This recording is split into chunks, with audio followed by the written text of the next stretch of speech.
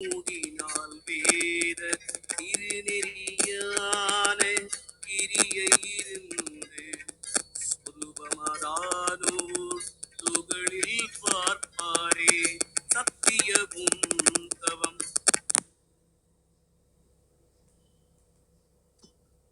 அனைவருக்கும் இனிய காலை வணக்கங்கள். ஓம் திருமூலர் திருவடிகள் போற்றி போற்றி. திருமூலர் அருளிய திருமந்திரத்தில் 5ஆம் தந்திரத்தில் 7வது அத்தியாயம் யோகத்தில் 1462வது மந்திரம் என்று நாம் சிந்திக்க உள்ளோம். விரும்பி நின்றேல் செய்யில் மெய்த்தவர் மெய் உணர்வு மெய்த்தவம் விண்ணுலகம் விண்ணவர்கள். இதுதான் அந்த பாடனுடைய ஒட்டுமொத்த சாரம். மனம் விரும்பி தவத்தை செய்தால் அவர்கள் உண்மையான தவசீலர்களாக இருக்கின்றார்கள். அதே தவத்தை அவர்கள் உள்ளம் ஆன்மீக இன்பம் பெற்று யோகத்தை செய்தார்கள் என்றால் மெய் உணர்வு பெறுகின்றார்கள். முழு ஈடுபாட்டுடன் யோகம் செய்கிறார்கள் என்றால் அதான் உயர்ந்த யோகம் தவம். அப்படிப்பட்ட தவம் செய்யவர்கள் இந்த பூலோகத்தில் இருந்தாலும் அவர்களுக்கு ப்ரமோஷன் கொடுக்கிறாரு விண்ணவர்கள். அப்ப தவம் என்கின்ற ஒன்றை 4 விதங்களில் நாம் அதனை ஈடுபாட்டோடு செஞ்சு மெய் உணர்வோடு பெற்று விருப்பத்தோடு தவச்சலாக இருக்கும் போது விண்ணுலக தேவர்களாக ஆக முடியும் அப்படின்னு ஒரு ரியாலிட்டிய இங்க நமக்கு புரிய வைக்கின்றார் திருமல நாயனார். மிக்க நன்றி. வாருங்கள் ரத்னகுமார் ஐயா, வணக்கம். நன்றிங்க. திருச்சிற்றம்பலம். திருமூலர் திருவடிகள் போற்றி போற்றி. திருமூலரின் திருமந்திரத்தில் 5ஆம் தந்திரத்தில் 1462வது பாடல் பார்த்துக் கொண்டிருக்கின்றோம். பாடல் இருக்கின்றது. விரும்பி நின்றே செய்யும் மெய்யுரையாகும்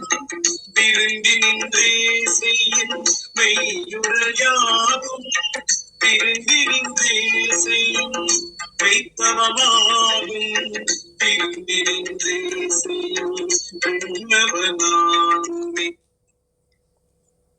விரும்பி நின்றே செய்யின் மெய்த்தவராகும் விரும்பி நின்றே செய்யின் மெய் உணர்வு ஆகும் விரும்பி நின்றே செய்யின் மெய்த்தவமாகும் விரும்பி நின்றே செய்யின் விண்ணவன் ஆகுமே. இதன் விளக்கமாக சரவணனையா தரத்தினர் நேற்றைய பாடலில் பார்த்தபடி எழுத்துக்களும் பாடல்களும் அவை அடங்கிய 64 கலைகளும் ஆகிய எதை செய்தாலும் இறைவனை அடைய வேண்டும் என்ற விருப்பத்தில் அசையாத மனதுடன் நின்று செய்கின்றவர்களே உண்மையான தவத்தை புரிகின்றவர்கள் ஆவார்கள். அந்த செயலால் கிடைக்கப் பெறுவதே மாயை நீங்கிய உண்மையான உணர்வு நிலையாகும். அப்படி அசையாத மனதுடன் செய்வதே உண்மையான தவ முறையாகும். அந்த தவத்தை முறையாக செய்கின்றவர்கள் விண்ணுலக தேவர்களாகவே ஆகிவிடுவார்கள் அப்படின்னு இதுல கொடுத்திருக்கு. இன்னொரு பிரதியில பார்ப்போம். இதுல ரொம்ப ஒரே வரியில கொடுத்திருக்காங்க. யோகத்தை தியான பொருளிடத்து வைக்கும் பேரன்புடன் செய்த வழியே அதனால் விளையத்தக்க பயன்கள் யாவும் விளையும். அப்படி இதோட முடிச்சுட்டு அதுக்கான குறிப்பிடையா இல்லையே ஒரு பயனும் விளையாது என்பதாம் அப்படின்னு கொடுத்திருக்காங்க. ஆண்கிடத்தும் செய்யினே என ஏகாரத்தை மாற்றி உரைக்க மெய்த்தவன் மெய்ப்பொருளை தலைப்பட்டு அதுவானவன்.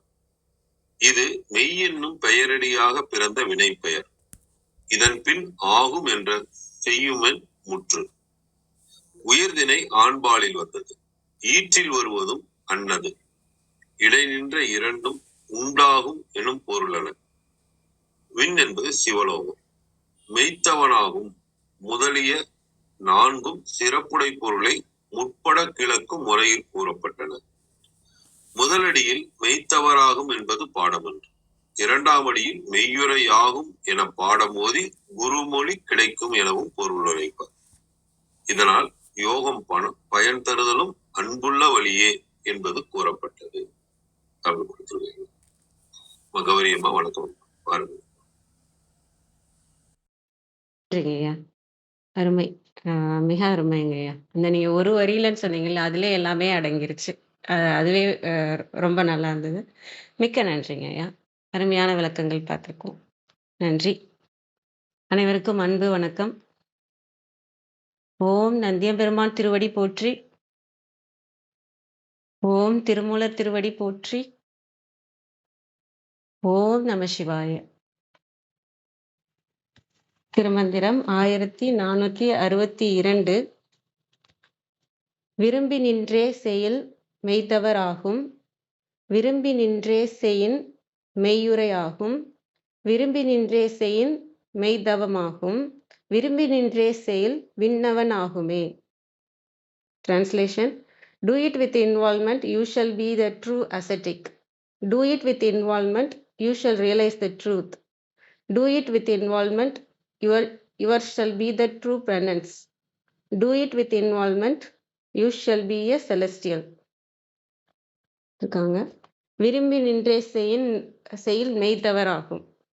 நம்ம இப்போ யோகத்தில் பார்த்துக்கிட்டு இருக்கோம். சரியை கிரியை முடிஞ்சு யோகத்துக்கு வந்துட்டோம்.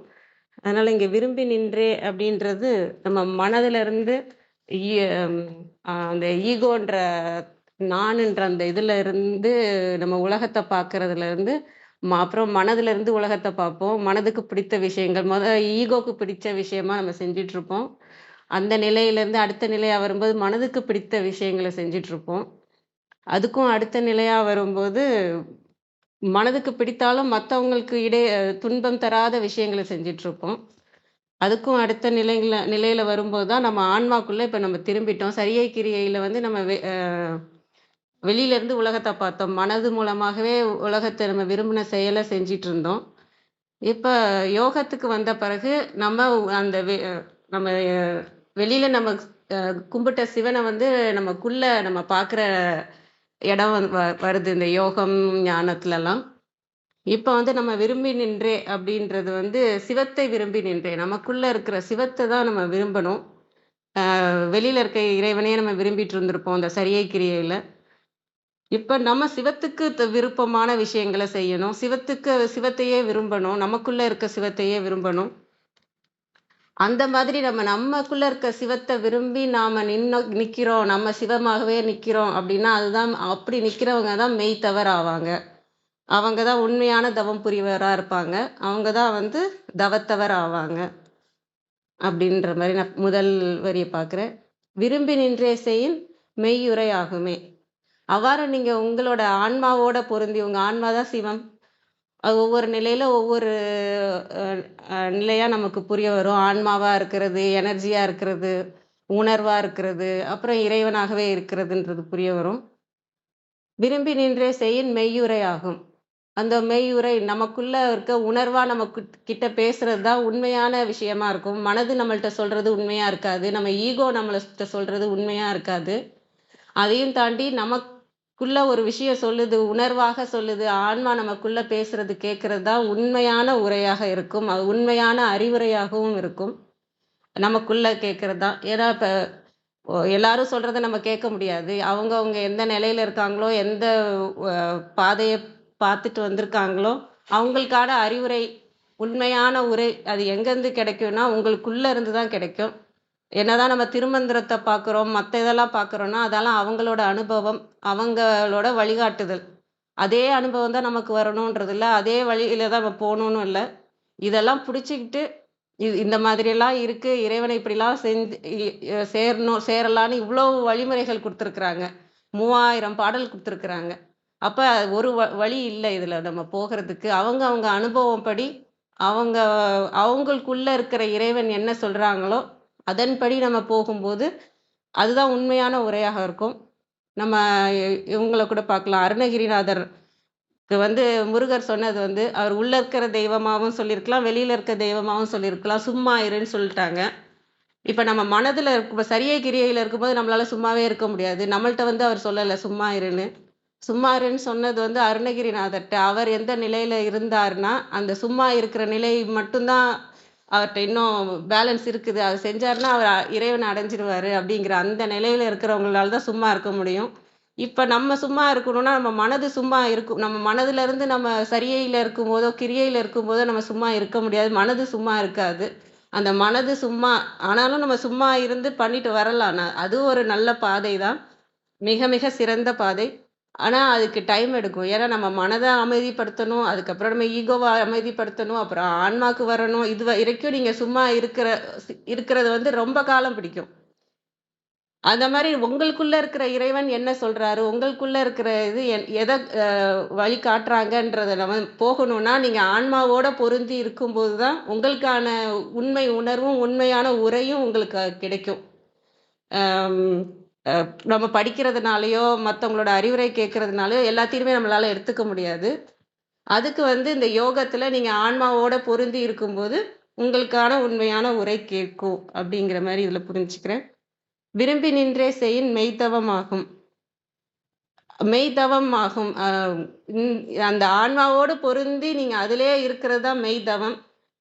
முதல்ல வந்து மெய்த்தவர்னாங்க. மெய் மெய்த்தவர்னாங்க. தவத்தவர் அப்டின்னாங்க. இப்ப இந்த தவத்த சொல்றாங்க. நீங்க மத்த இத பொருந்தி இப்ப நான் வந்து உலகியலுக்காக ஒரு விஷயத்துக்காக நான் பொருந்தி என் மனது என்ன சொல்லுதோ, அதுக்காக பொருந்தி நான் தவம் இருக்கிறேன் அப்டின்னா, இப்ப ஒரு வேலை வேணுமோ, இல்ல இவங்கள கல்யாணம் பண்ணிக்கணுங்கிறதுக்காக நான் தவம் இருக்கிறேன். அந்த மாதிரியான விஷயங்களுக்காக நான் பண்றேன்னா, அது என் மனத பொருந்தி நான் செய்ற செயல்கள் அது. அது வந்து உண்மையான தவமா இருக்காது. இந்த ஆன்மாவோட பொருந்தி ஆன்மாக்கு என்ன வேணும்? விடுதலை வேணும், அமைதி வேணும், விழிப்புணர்வு வேணும், அந்த உலக பற்றுலேருந்து நீங்கணும். இதுக்கான விஷயங்கள்லாம் நான் புடிச்சிட்டு இருக்கும்போது தான், அது மெய் தவமாகும். இந்த பற்றுல வந்து நீங்கிய சிவம் தனியா எப்பயுமே அது பற்றோட சேராது நமக்கு தெரியும். அதுமாரி நமக்குள்ள இருக்க சிவமும் பற்றோட சேராது. அதுக்கு விடுதலை தான் வேணும். அந்த அமைதி, ஆனந்தம் தான். அந்த நிலைக்கு நம்ம இருக்க முயற்சி செய்றது தான் உண்மையான தவமாகும். அந்த உண்மையான தவமும், தவத்தவருன்றதும் வந்து இந்த யோக நிலையில தான் இருக்கும். அது நீங்க ஞான நிலைக்கு போயிட்டா தவத்தவர் வேற, தவம் வேறன்றது இருக்காது. எல்லாம் ஒன்று அப்படின்ற நிலையும் வரும். விரும்பி நின்றே செயல் விண்ணவன் ஆகுமே. விண்ணவன்னா நமக்கு தெரியும் ஆகாயமானவன். அதுதான் சிவன் தான். அந்த சிவமான உண்மையான நீங்க உங்களோட சிவத்தோட பொருந்தி இருக்கிறது என்னன்னா, அதுதான் சிவமாகவே ஆகுமே அப்படின்னு சொல்றாரு. அ நீங்களும் உங்க ஆன்மாவோட பொருந்தி, அதை நீங்க விரும்பி அதனோடயே இருக்கிறது தான் உண்மையான சிவமும் ஆகும். நீங்க வெளியில பார்க்குற விஷயங்கள், மனதோட பொருந்தி பார்க்குற விஷயங்கள் இல்ல. அ நீங்க அந்த இறைவனாகவே மேல தூக்கிட்டு நம்மளால போக முடியும் அப்படின்ற பொருள் தான் நான் இதுலருந்து புரிஞ்சுக்கிறது. அ இது அதாவது உங்களுக்குள்ள இருக்க சிவத்தை பற்றிக்கொண்டு, அதுவே விரும்பி நீங்க உங்களோட வாழ்க்கை முறை இருக்கு. மனமும் மனத பொருந்தி இல்ல, உடல பொருந்தி இல்ல, உங்களோட ஆன்மாவ பொருந்தி இருக்குன்னா தான் இந்த யோகத்துல நீங்க உங்களால அடுத்தடுத்த நிலைக்கு வந்து நம்மளால போக முடியும் அப்படிங்கிறது இந்த பாடல்ல நான் புரிஞ்சுக்கிறேன். இது இந்த ஒரு சரி நான் அத இன்னொரு தடவ சொல்லிக்கிறேன். டைம் இருக்கிறப்ப. அனைவருக்கும் நன்றி. வாங்கம்மா கிருத்திகாம்மா. வணக்கம் அம்மா.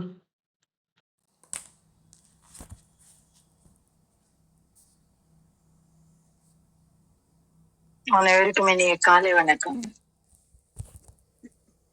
இன்றைய மந்திரத்துக்கு நம்ம வந்து நிறைவான பொருள் பார்த்திருக்கோம்.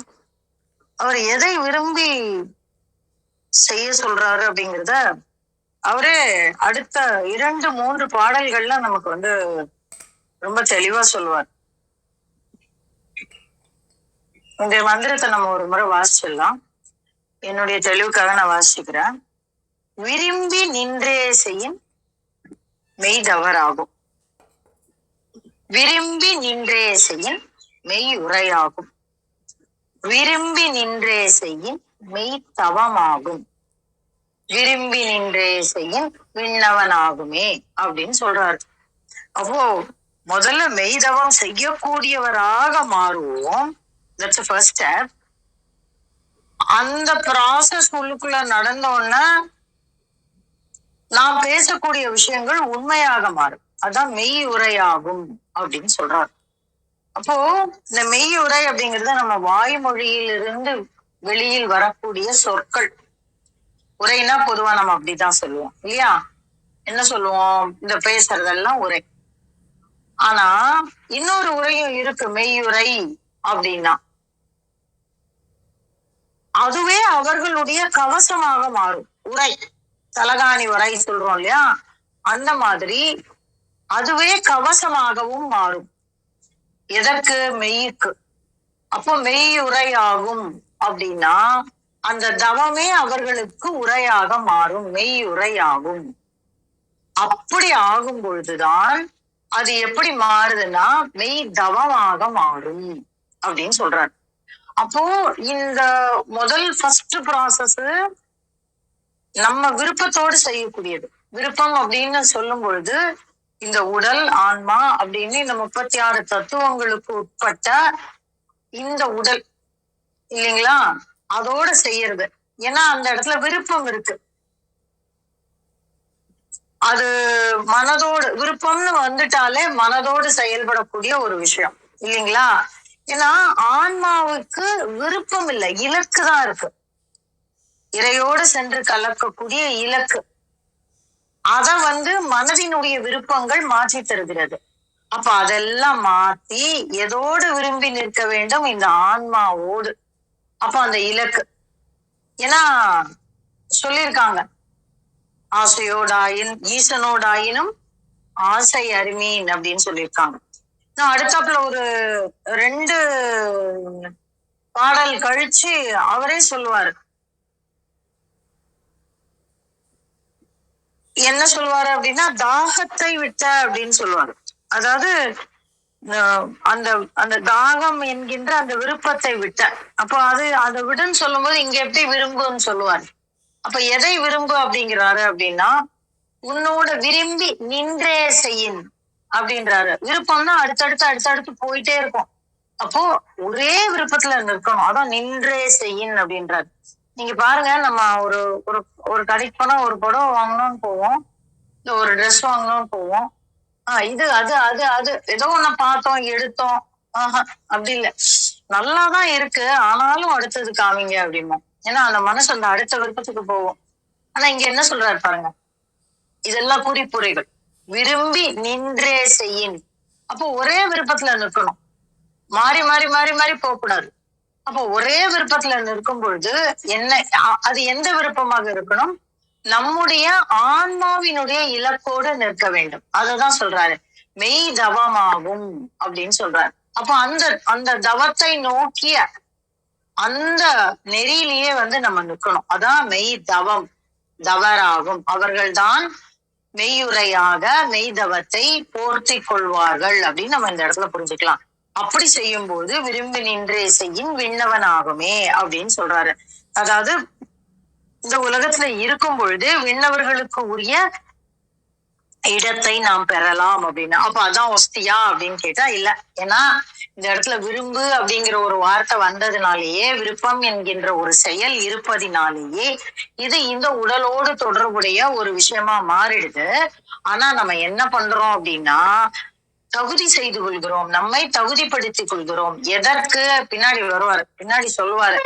எதெல்லாம் அழியக்கூடிய ஒரு விஷயம், அத யாரு உணர்ந்தாங்க அப்படிங்கறதெல்லாம் அடுத்தடுத்த பாடல்ல சொல்லுவாரு. அப்ப இது என்ன பண்றோம் அப்படின்னா, இந்த யோகம் நமக்கு என்ன செய்கிறது அப்படிங்கிற ஒரு விஷயத்த அவர் நமக்கு சொல்லி தர்றாரு. என்ன செய்கிறது? நம்மை தகுதிப்படுத்துகிறது. எதற்கு? அடுத்தாப்புல வர விஷயத்துக்கு தகுதிப்படுத்துகிறது அப்படின்னு சொல்லி ஒரு ஒரு ஒரு பாசிங் டெஸ்ட் மாதிரி ஒண்ணு வைக்கிறாரு. அதற்குண்டான ஒரு போர்ஷன் தராரு நமக்கு. அதான் இந்த இடத்துல ரொம்ப முக்கியமான ஒரு விஷயம்.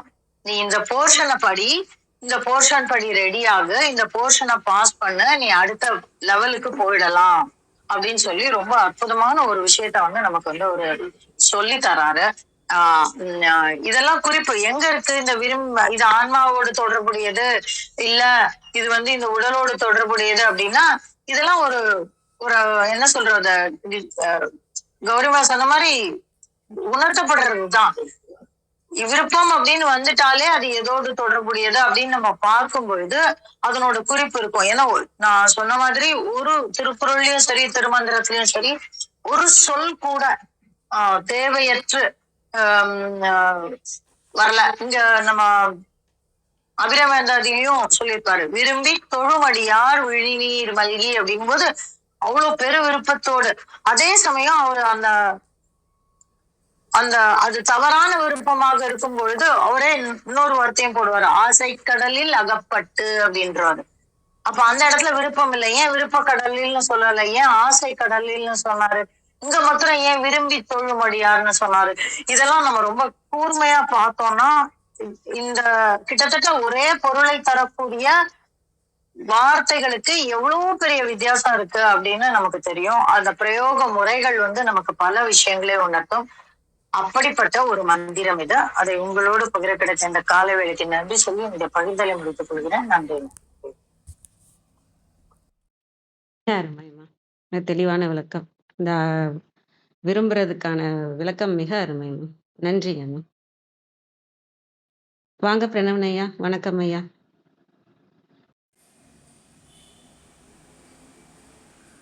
இந்தியாமா இல்லையா கௌரியம்மா? எனக்கு காமி சரி சரி ரைட்டு. இந்த பாடல் மிகவும் எல்லா பாட்டுமே அருமையான பாடல் தான். ஆனா இந்த பாடல்ல நம்ம கூர்ந்து சிந்திக்க வேண்டிய விஷயம் ஒண்ணு இருக்கு.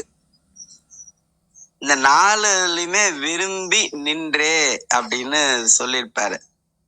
இந்த நின்று அப்படிங்கிறதுக்கு கிருத்திகா ரொம்ப அருமையா சொன்னாங்க. ஆனா இந்த நின்றுக்கு பக்கத்துல ஒரு ஏகாரம் போட்டிருக்காரு பாருங்க, நின்றே அப்படின்னு. இப்ப நானே ஒன்னு சொல்றேன். இப்ப கந்தர் அனுபூதியை எனக்கு 4ஆம் வகுப்பு படிக்கும் போது 51 பாட்டும் மனப்படமா தெரியும். ஆனா இப்ப தெரியாது. அதுக்கப்புறம் பல முறை ரத்னா சார்கிட்ட போன் பண்ணி மனப்பாடம் பண்ணலான்னு முடிவு பண்ணி, ஆனா மனப்பாடம் பண்ணாமலே விட்டுட்டோம். அந்த நின்றே அப்படிங்கிறதுல இருந்து நழுவிடுறோம். அப்படி ஆகாமல் தொடர்ந்து ஒரு விஷயத்தை பற்றி கொண்டு விரும்புதல். அதனாலதான் ஔவையார் என்ன சொல்லுவாங்க பாத்தீங்கன்னா, அறம் செய் அப்படின்னு சொல்லவே இல்லை. அறம் செய் அப்படின்னாலே அங்க வெறுப்பு வந்துடும். முதல்ல அறம் செய்ய விரும்பு அப்படின்னு சொன்னாங்க. அறம் செய்ய விரும்பு அப்படின்னாங்க. இந்த விரும்புதல்ங்கிறதுல ஒரு நுட்பமான விஷயம் இருக்குங்க. இந்த விருப்பம், நான் இன்னும் அந்த விரும்பி தொழும் அடியார் அந்த பாட்டுக்கு போல. நான் நேற்று தான் அபிராமி அந்தாதியோட 80வது பாடல் படிச்சேன். கூட்டியவா என்னை தன் அடியாரில் அதை மனப்பாடம் பண்ண. இன்னும் அந்த விரும்பி தொழும் அந்த பாடலுக்கு போல. இந்த விரும்புதல் அப்படிங்கிறது வெறுப்பு என்ற ஒன்றை நோக்கி செல்லாத ஒன்றாக இருந்ததுன்னா அந்த விருப்பம் கண்டிப்பா வளர்ச்சியையே கொடுக்கும். ஆனால் விருப்பம் என்பது வெறுப்புக்கு போச்சுன்னா அது கண்டிப்பா தளர்ச்சியை தான் கொடுக்கும். உலகியல் பொருள்களின் மீது அப்புறம் பயன் கருதி மனிதர்களோடு நாம் கொள்ளக்கூடிய விருப்பங்கள் எல்லாமே வெறுப்பை நோக்கியும் போவதற்கான வாய்ப்பு இருக்கும். வெறுப்பை நோக்கி தான் போகணும்னு எனக்கு சொல்ல முடியாது, எனக்கு தெரியாது. ஆனா இதெல்லாம் உலகியல் சார்ந்த பொருளின் மீது ஏற்படக்கூடிய விருப்பம்.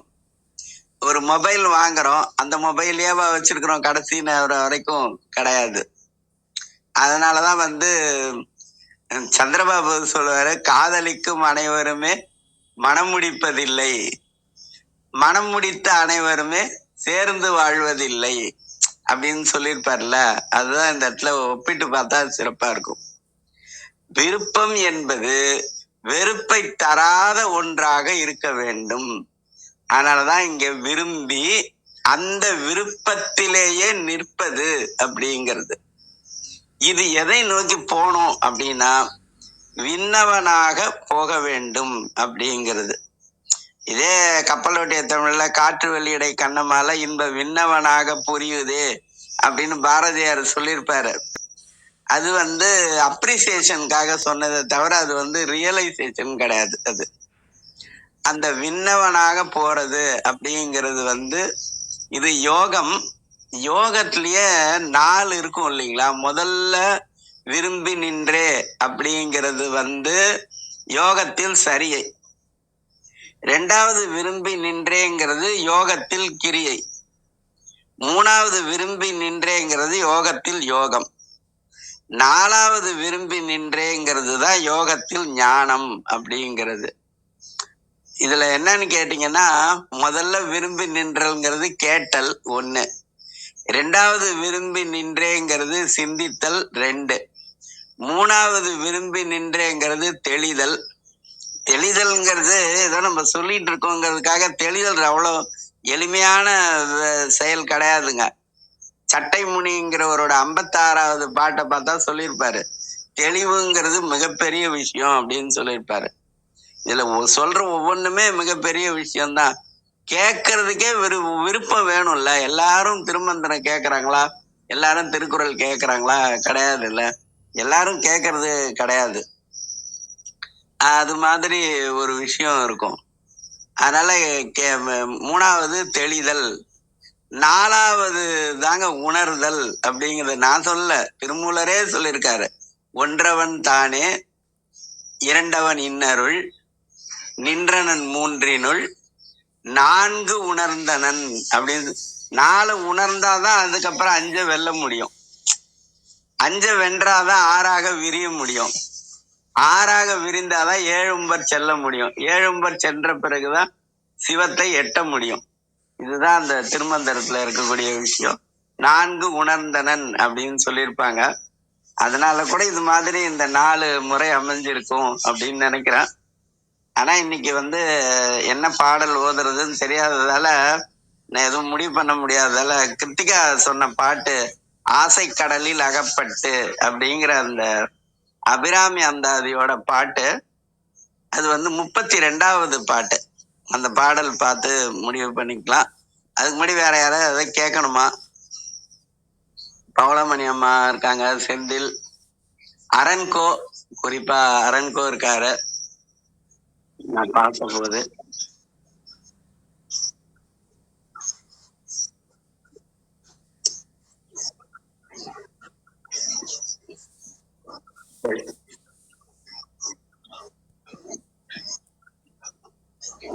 யாரும் ஒன்றும் கேட்கல. அந்த பாடல் ஓதி நிறைவு பண்ணிக்கலாம். ஆசை கடலில் அகப்பட்டு, ஆசை கடலில் அகப்பட்டு, கடலில் அகப்பட்டு, ஆசை கடலில் அகப்பட்டு, அருளற்ற அந்தகன் கை பாசத்தில், ஆசை கடலில் அகப்பட்டு அருளற்ற அந்தகன் கை பாசத்தில் அல்லற்பட இருந்தேனை, ஆசை கடலில் அகப்பட்டு அருளற்ற அந்தகன் கை பாசத்தில் அல்லல் பட இருந்தேனை, நின் பாதம் என்னும் வாசக்கமலம், வாசக்கமலம், பாதம் என்னும் வாசக்கமலம், நின் பாதம் என்னும் வாசக்கமலம் வலிய வைத்து, நின் பாதம் என்னும் வாசக்கமலம் தலைமேல் வலிய வைத்து, ஆண்டு கொண்ட நேசத்தை என் சொல்லுவேன், நின் பாதம் என்னும் வாசக்கமலம் தலைமேல் வலிய வைத்து, ஆண்டு கொண்ட நேசத்தை என் சொல்லுவேன், ஈசர் பாகத்து நேரிழையே. சிவா திருச்சிற்றம்பலம். நன்றி. அற்புதம். நல்ல பார்வை. அந்த ஒவ்வொரு இதுக்கும் நீங்க கொடுத்த விளக்கம் ரொம்ப அருமையா இருந்தது. நன்றிங்க ஐயா, மிக்க நன்றிங்க. வேற எதுவும் கருத்து இருக்குங்களா? கேள்வி? இன்னைக்கு மகேந்திரன் ஐயா வருவாங்கன்னு நான் எதிர்பார்த்தேன், வரல. நன்றி, அனைவருக்கும் நன்றி. தளத்தை நிறைவு செஞ்சுக்கலாங்களா? எதுவும் கேள்வி இல்லைன்னா?